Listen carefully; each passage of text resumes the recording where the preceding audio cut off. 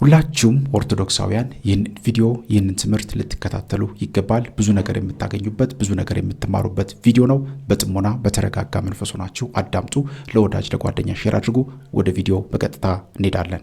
ነግዳችሁ ማትረፍ ሲያቀታችሁ ስትከስሩ መከዳት፣ በፍቅር ጊዜ መከዳት፣ እንዲህ ነገሮች የልብ ውልቃት ስብራት ይባላሉ። እነዚህ ነገሮች ማከም የሚቻለው መንፈሳዊ በመሆን ብቻ ነው።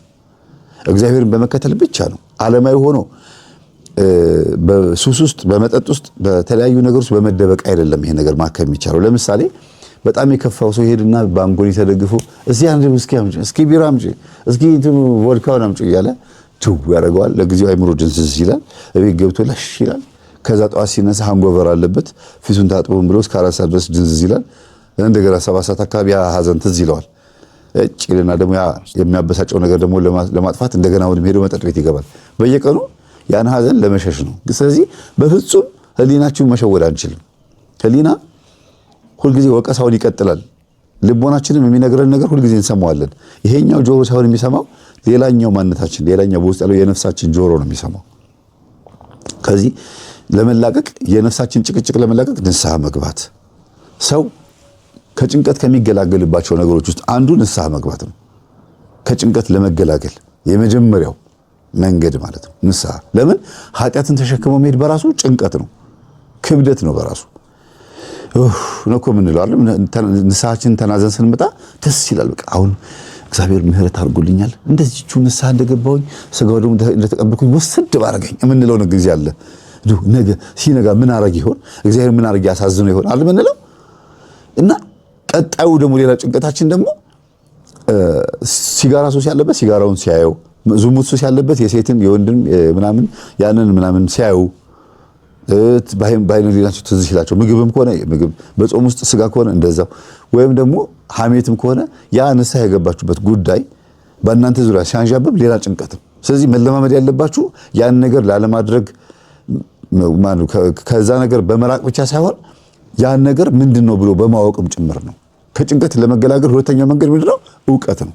መጀመሪያ ንስሐ መግባት፣ ቀጥሎ ደግሞ ዕውቀት። የምን ዕውቀት? ኃጢአት ምንድነው? ጽድቅ ምንድነው? ስጋ ምንድነው? ነፍስ ምንድናት? መንግስተ ሰማያት ምንድነው? ገነት ምንድነው ብሎ ማወቅ ያስፈልጋል። የተሻለው ዓለም ነው እግዚአብሔር ለኛ ያቀደልን። አስቀድማችሁ ጽድቁና መንግስቱን ፈልጉ ሌላ ሁሉ ይጨመርላችኋል ያለው። ለምንድነው ጽድቁና መንግስቱን ፈልጉ ያለን? እዛ ምን ስላለ ነው?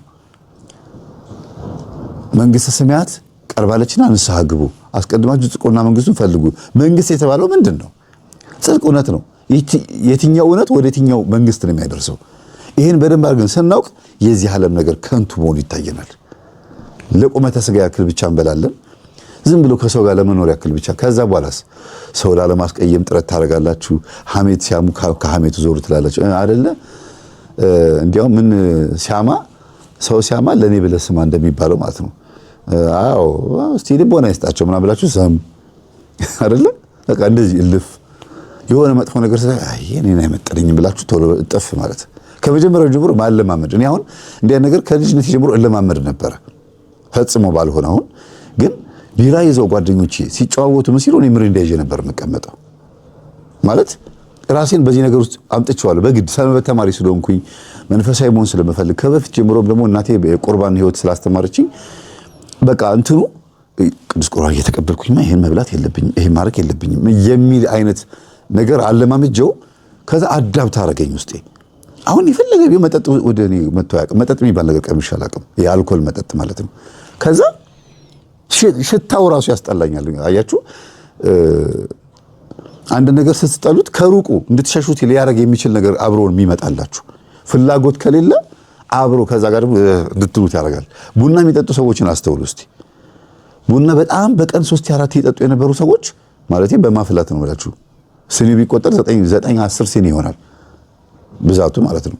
አንድ ጆግ በሉት በአንድ ቀን። እና እንደዚህ ይጠጡ የነበሩ ሰዎች ልክ ሲጠመቁ ወደ እግዚአብሔር መስመር ሲመጡ ቁርጥ ሲያደርግላቸው ቡና ሲሸታቸው ራሱ ይላሉ፣ በቃ ያስጠላቸዋል። በቃ ማም ይላሉ። ያንን ነገር ማየት ያስጠላቸዋል። ለምን? ነቅሎ አውጥቶላቸዋል። አምጣ ቢለውን ያንን ኒኮቲኑን ይሄ ስጋ ፍላጎቱን የመንፈሱን አምሮት ወይም ግብሩን ከናንተ ንቅላጎታል ማለት ነው። ስለዚህ ጭንቀት የሚመጣው ከምንድነው? ከምኞት ነው። ምኞት ኃጢአትን ትወልዳለች፣ ኃጢአት ደግሞ ሞትን ትወልዳለች ነው የሚለው መጽሐፍ ቅዱስ ጳውሎስ። ስለዚህ ጭንቀት የሚመጣው ከምኞት ነው። አንድ ነገር በጣም እንመኘውና ከዛ በኋላ ምን ይሆን ይመጣል? በግድ የሚያስፈልገን ነገር ሆኖ ይመጣል። እሱን ካላገኘን ማንኖር ማንውል ይመስለናል፣ ማንጠግብ ይመስለናል። ወይም ደግሞ እሱን ካላገኘን ሞት ይመስለናል። ስለዚህ ግዴታ ማምጣት አለበት ብለን ስለምናስብ ገንዘብም ይሁን ዝሙትም ይሁን ሌላም ውሎ ሊሆን ይችላል እዛ ቦታ መሄድ አለብኝ ብላችሁ ልታስቡ ትችላላችሁና ይሄንን አይነት ሱስ ማስወገድ፣ እኔ በዚህ ነገር አይደለም መኖረው፣ ይሄ ነገር አያስፈልገኝም ብላችሁ ማሰብ። ከዛ ሁለተኛ ደግሞ እንግዲህ ሶስተኛ ደግሞ ምንድነው? ያ የተዋችሁትን ኃጢአት መልሶ ላለመንካት ላለማድረግ ሌላ ነገር መለማመድ፣ ሌላ ጽድቅ የሆነ ነገር መለማመድ። እነዚህ ጭንቀቶችን ያስወግዳሉ። ለምሳሌ ቤተክርስቲያን ማታ ማታ ጉባኤ ማዳመጥ ሊሆን ይችላል፣ መጽሐፍት ማንበብ ሊሆን ይችላል። እንግዲህ መንፈሳዊነትን ለማሳደግ ማለት ነው። ገዳማት መሄድ፣ ሱባኤ መግባት፣ መዝሙር ማዳመጥ፣ በተለይ በገና መዝሙር ማዳመጥ ከጭንቀት ያድናል። በጣም ብዙ በጥባጭ የሚባሉ ልጆች ማለት ነው፣ አስቸጋሪ አረመኔ የሚባሉ ልጆች ወይም ትናንሽ ሆነው ተንኮለኛ የሚባሉ ልጆችን እስቲ በገና ትምህርት ቤት አስገቧቸው። የበገና መዝሙር እስቲ ክፈቱላቸው። በግድ 1 ሰዓት ሙሉ በኤርፎን በገና መዝሙር እንዲያዳምጡ አድርጓቸው። እስቲ ይረጋጋሉ። በግድ እንቅልፍ ሊተኙ ሲሉ የበገና መዝሙር እስቲ ያሰሟቸው። በጣም ነው ጨዋ የሚያደርገው። እና ብዙ ጊዜ የተረጋጉ ልጆች እንዲሆኑ የምትፈልጉ ሆነ መዝሙር ማሰማት፣ በተለይም በገና መዝሙር ማሰማት፣ ስብከት ማዳመጥ። ደግሞ ወደ አዋቂዎቹ ልምጣ። የልጆቹን እንደ ምሳሌ ነው ያመጣሁት።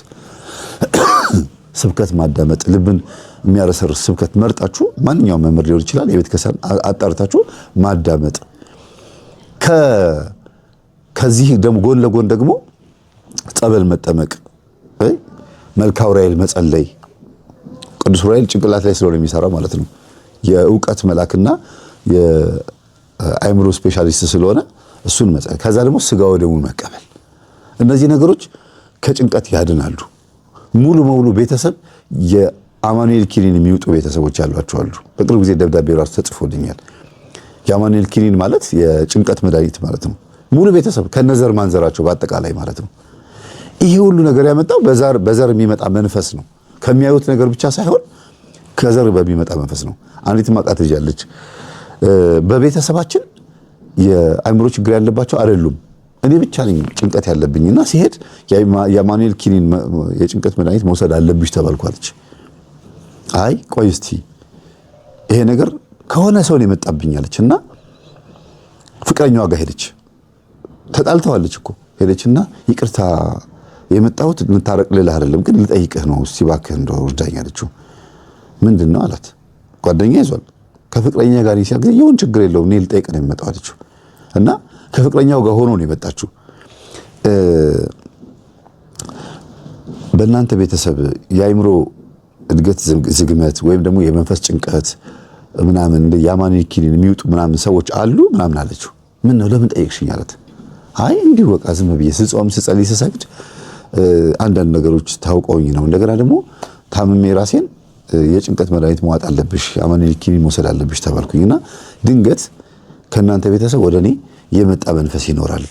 መምህር ተስፋዬ ሲያስተምር በዝሙት በሩካቤ ማለት ነው የጭንቀት የማንኛው መንፈስ ይተላለፋል። 90% 99% ማለት ይቻላል መንፈስ ይተላለፋል በዝሙት በሩካቤ። ስለዚህ ካንተ የመጣብኝ ይኖራል፣ አንቺም ራስሽን ጠብቂ፣ ጸልይ፣ ጸበል ተጠመቂ ይመስለኛል። በእናንተ ቤተሰብ ውስጥ ያየው ይመስለኛል የአማኑኤል ኪኒን አሁን ነው ትዝ ያለኝ አለችው።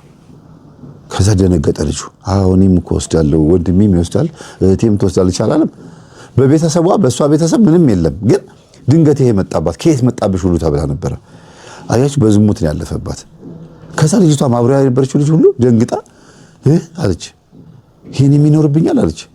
እስቲ ራስሽን ቼክ አድርጊው፣ ማታ ማታ እንቅልፍ ይወስድሻል አለቻት። ኧረ እኔ 6 ሰዓት በፊት ራሱ እንቅልፍ አይወስደኝም፣ አንዳንዴ 8 ሰዓት ይሆንብኛል ስልክ እያየው፣ መጨረሻ ላይ እንደምንም ብዬ ነው እንቅልፍ የሚወስደኝ። ጠዋት ደግሞ ጭንቀት ነው፣ ሌሊት ስላልተኛውኝ አለች። ቀን ደግሞ ጠዋት 12 ሰዓት ተነስቼ ስራ ስገባ ድፍት ያደርገኛል፣ ከዛ መንፈስ ይረበሻል፣ ቡና ጠጥቼ ነው የሚረጋጋልኝ ምናምን አለቻት። እሱማ እኔም እንደዛ ነኝ፣ ቡና ጠጥቼ ነው የሚረጋጋልኝ አላለም።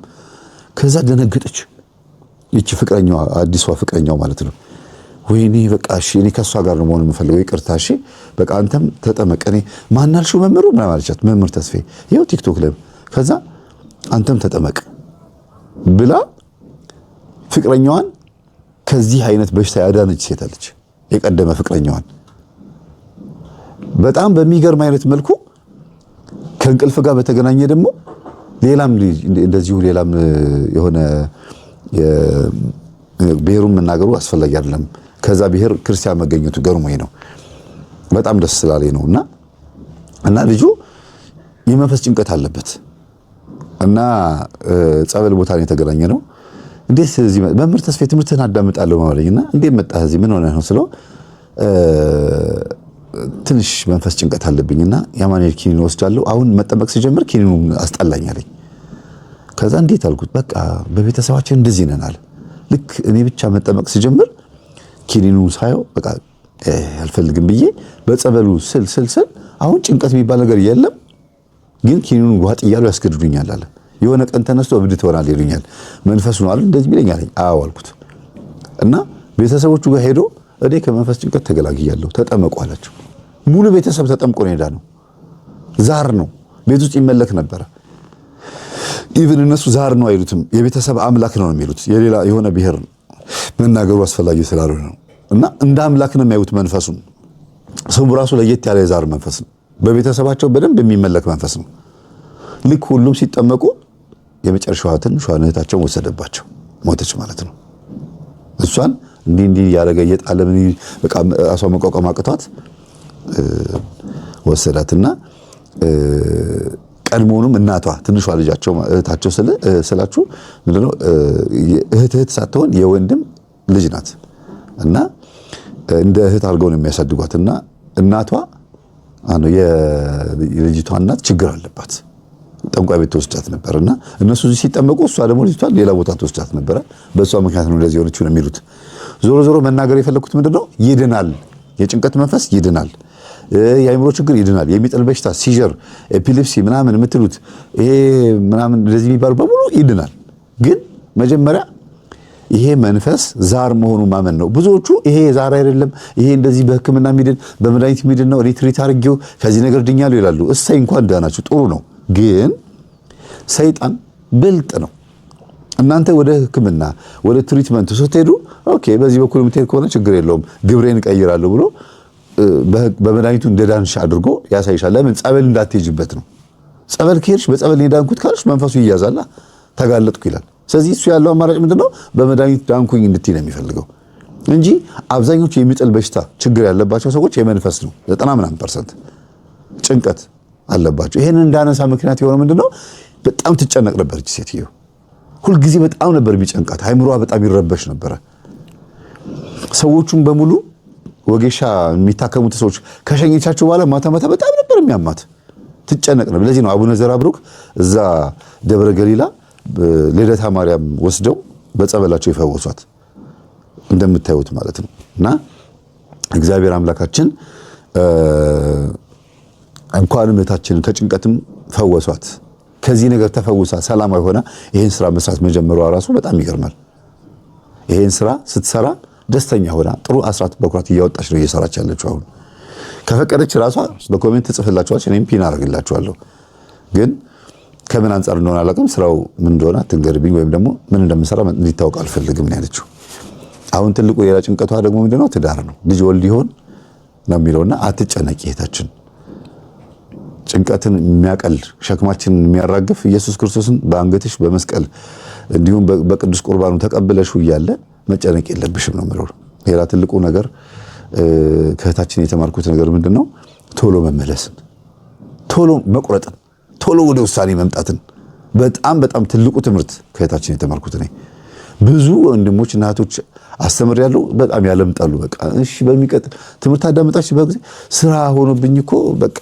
በሳምንት አንድ ገጠመኝ እኮ ማዳመጥ እኮ ተቸገርኩ አዳመጣለሁ ችግር የለውም ጨርሳችሁ ግን ሰምታችሁታል ሲባሉ አንዱንም ገጠመኝ በሳምንት አንዴ እስከ መጨረሻ እንኳን አልሰሙትም 20 ደቂቃ እያደረጉ 7 ቀን ያዳምጡታል ይሄ በህይወት ላይ በነፍስ ላይ ማላገጥ ይባላል በኢንፎርሜሽን ላይ ማላገጥ ይባላል እግዚአብሔር አምላክ የሚሰጣችሁ ኢንፎርሜሽን እኮ እንድድኑ ነው አይደል እንዴ ስለዚህ ፈውሳችንን ቅርብ ያርግልን እግዚአብሔር አምላካችን በአንድም በሌላ መንገድ እግዚአብሔር ያስተምራል፣ የሰው ልጅ ግን አያስተውልም ይላል።